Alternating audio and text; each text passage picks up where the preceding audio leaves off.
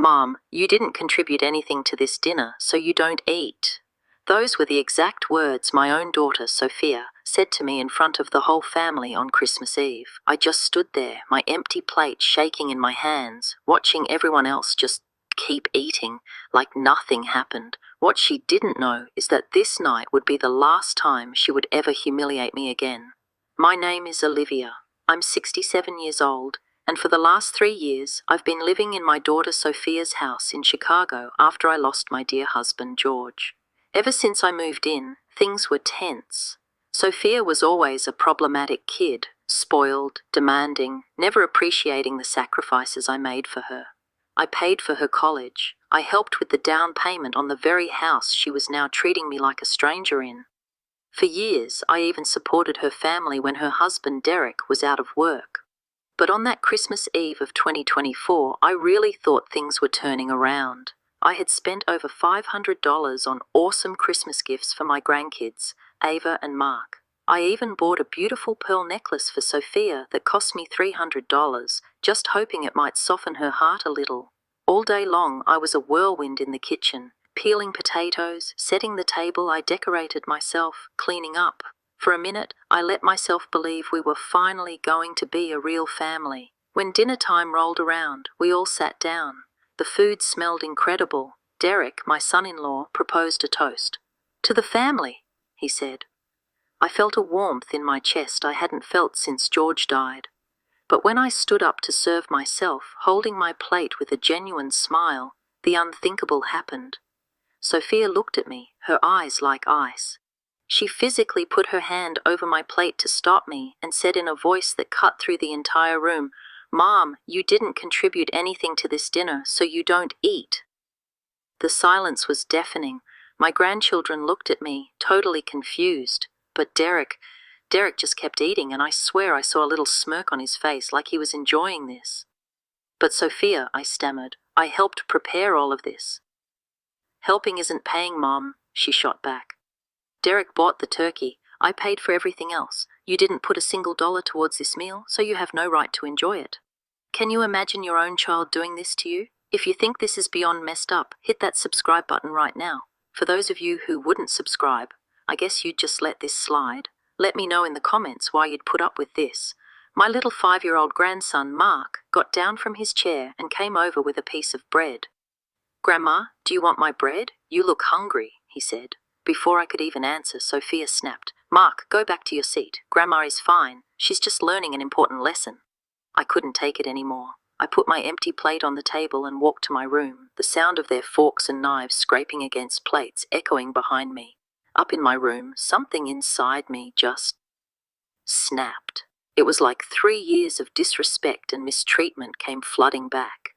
The constant digs about money, even though I gave them $600 a month from my $200 pension. The hints about the high electric bill, as if it was my fault. The times I'd come down for breakfast to find nothing left. I realized their concern for me after George died wasn't genuine. They just wanted my pension check after Derek lost his job.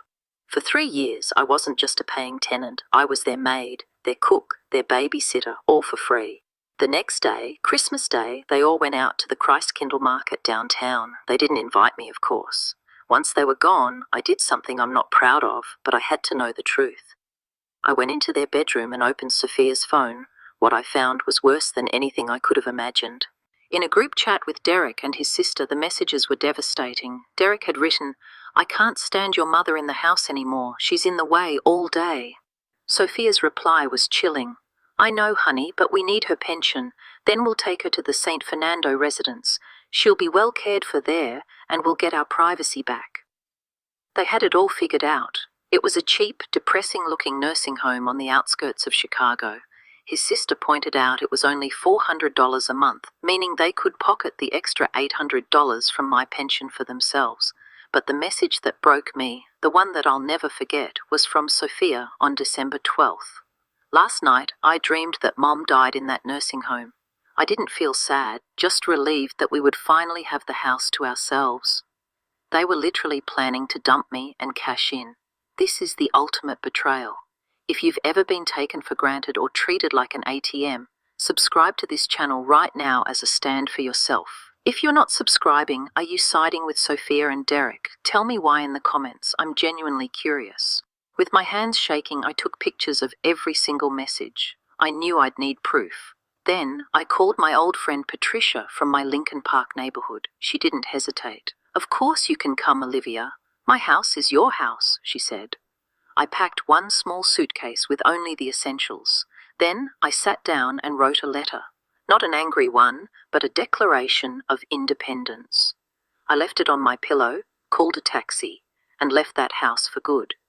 The very next day, I walked into the First National Bank on Michigan Avenue. I had my account manager remove Sophia as a co-holder on my account. I cancelled the automatic $600 monthly transfer to her, and for the cherry on top, I cancelled the direct debit for Derek's car insurance, which I'd been paying for 2 years straight, a temporary favour that cost me $120 a month. When I walked out of that bank, for the first time in 3 years, my money was my own. Boom! I took my power back. This is the moment we've all been waiting for. If you believe in standing up for yourself, you have to subscribe. It's that simple. And if you're still watching without subscribing, what's holding you back? Are you afraid of taking control of your own life? Spill it in the comments. It didn't take long. That afternoon, my phone started blowing up. It was Sophia. After ignoring 5 calls, I finally answered. Her voice was pure panic. "Mom, where are you? We're so worried." I told her I was in a place where I was respected. Then I dropped the bomb. "I've made some changes to my finances. You no longer have access to my bank account, and the monthly transfers are cancelled." The fake sweetness in her voice vanished.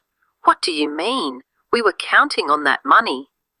I simply replied, "Exactly. As you told me on Christmas Eve, whoever doesn't contribute has no right to anything. Since I don't live there anymore, there's no reason for me to contribute." And I hung up. A few days later, she showed up at Patricia's building with my grandkids. It was a pathetic performance. "Please come down, Mom. The kids miss you so much," she cried up at the balcony. She was even telling the kids it was their fault I left. Can you believe the nerve? Sophia is using her own kids as emotional pawns. It's disgusting. If you can't stand seeing manipulators like this, you need to be part of our community.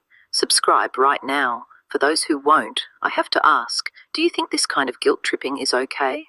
Let's have a real talk about it in the comments. I looked down from the balcony and said, "Sophia, I know about your plans. St. Fernando residence, $400 a month, 4 beds per room. Does that sound familiar?" The blood drained from her face. She knew I had her dead to rights. That night, Derek showed up, but he wasn't there to apologize. He was furious, screaming my name from the street. "Get down here, you coward," he yelled. "You have to fix this mess. We have financial commitments that depend on your contribution." My friend Patricia finally came out onto the balcony and told him she'd already called the cops. He took off, but not before screaming that I was selfish. The following months were peaceful for me. I joined a senior center, made new friends, and even started teaching a basic mechanics class at the community center. Meanwhile, the karma train was hitting Sophia and Derek, and it was hitting them hard. I started hearing things from old neighbors. First, they put the house up for sale. Then, I heard they'd moved to a much more modest neighborhood. The final nail in the coffin? I was at a flea market one Sunday and saw it. George's old dresser, a family heirloom, being sold for a measly $150 because they were moving to a smaller apartment.